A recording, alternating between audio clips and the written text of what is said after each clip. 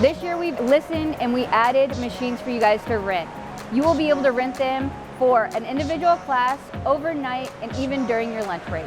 Another amazing and fun event that we added this year is a sponsored one for the ribbon scavenger hunt. You will be able to go visit every vendor and collect a prize ribbon.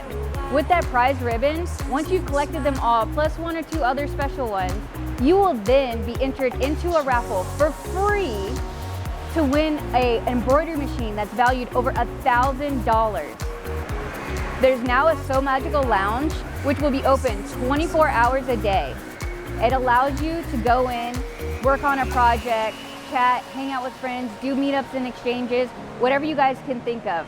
It is the ultimate chill out spot for our guests this year. And we even have special teacher hours where we're gonna have one of our amazing teachers in the room to help you, our guests. They will answer your questions and help you on projects and even start a project if you really want to. Plus, the D-Stash Bash has grown so large this year that we had to take it out of the vendor hall and put it in its own room this year. It's going to be massive.